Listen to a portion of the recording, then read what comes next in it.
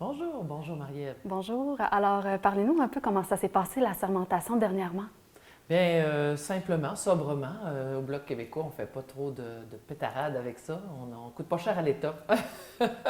Avec mon conjoint, mon équipe de bureau essentiellement, on a fait une petite signature, puis quelques photos. Puis le plus important là-dedans, c'est de prêter serment au peuple québécois davantage qu'à la reine dans notre cas, pour évidemment un engagement sincère et volontaire et complètement et absolu, de les servir, de servir leur intérêt et de toujours être à l'écoute des besoins réels, en temps réel, des Québécoises et des Québécois, particulièrement de la population de mon comté.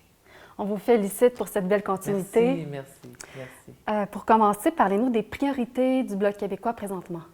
Les priorités du Bloc, en fait, sont essentiellement les mêmes qu'en campagne électorale. On va défendre les aînés. C'est très important pour nous. On sait que le gouvernement a promis qu'en janvier 2022, il y aurait une augmentation du régime de la sécurité de la vieillesse. On ne trouve pas ça suffisant. C'est moins de la moitié de ce que nous, on demande. Et on pense que 110 par mois, c'est un grand minimum. Avec la pandémie, avec l'inflation, on pense même que ça pourrait être évalué à la hausse. Donc, le 50-60 qu'on nous propose, ce n'est pas suffisant. Donc, on va vraiment débattre là-dessus. Les aînés aussi, pour rester sur le cas des aînés, il y a plusieurs aînés qui ont des problématiques avec la PCU, la PCRE et le supplément de revenu garanti. Donc, nous, on a plusieurs dossiers au bureau.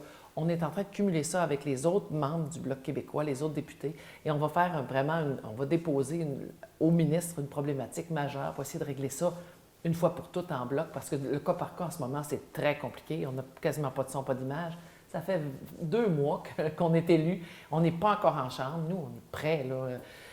Donc, il y a les aînés, évidemment. On va s'occuper du français. Le français est en chute libre.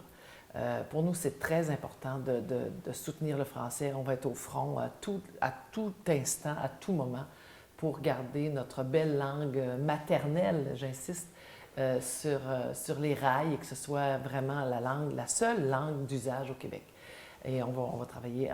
On a déjà mis en place une motion qui a demandé au gouvernement et à l'ensemble des élus de reconnaître la nation québécoise comme étant une nation avec comme seule langue d'usage et d'affaires le français. On a aussi un projet de loi qui demande que les établissements fédéraux au Québec donnent un service en français. Ce sont vraiment des enjeux qu'il faut vraiment qu'ils soient réglés dans les prochaines semaines, les prochains mois. Évidemment, il y a toute la question environnementale et qui est toujours dans une grande priorité. Nous, toutes nos demandes, toutes nos démarches, toutes nos analyses économiques et socio-économiques ont un grand chapeau, c'est celui des changements climatiques et de l'environnement. Donc, c'est sûr qu'on va travailler fort là-dessus. Il y a également pour nous, c'est aussi un enjeu majeur, les travailleurs étrangers temporaires. Ça s'en vient rapidement. On sait qu'ici, sur la côte de Beaupré, à l'île d'Orléans, dans Charlevoix, c'est une problématique. On a connu avec justement le Club Med dernièrement.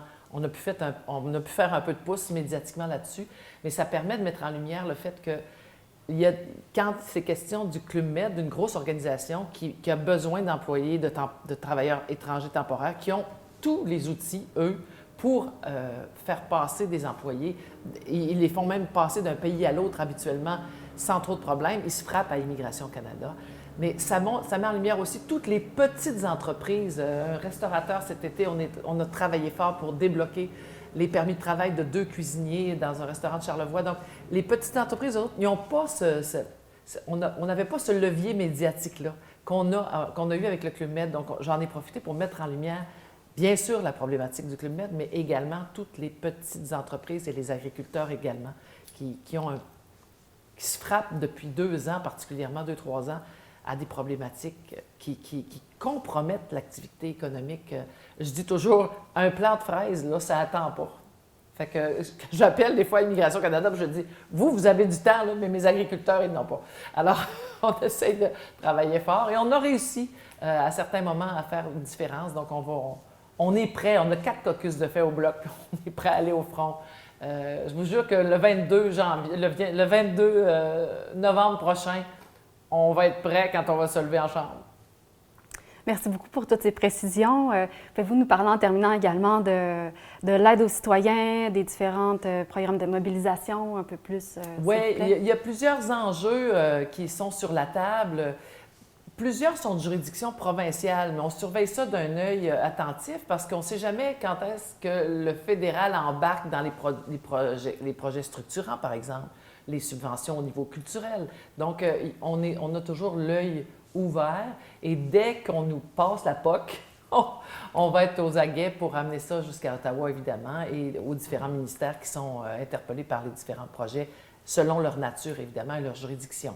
Maintenant, sur le terrain, il y a un certain nombre de projets qu'on nous a soumis pendant la campagne électorale, mais qui n'ont pas encore, je dirais, déployé publiquement leur projet. Donc, on ne peut pas nécessairement en parler, mais on est en soutien, à l'écoute et pour certains en démarche pour les aider, évidemment, sur le plan fédéral. Maintenant, il y a un enjeu important qui est celui du quai, qui va se mettre en marche, qui va s'animer. Évidemment, autour de ça, il y a toute une question de culture, de patrimoine. On sera là, évidemment, dans ce cas-là. Merci beaucoup pour toutes ces précisions à ce jour, Mme Desbiens. Ça fait vraiment plaisir. J'en profite pour remercier les électrices et les électeurs qui m'ont élu.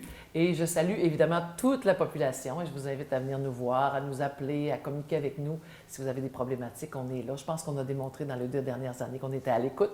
On l'est tout autant et on est très content d'être de retour parmi vous.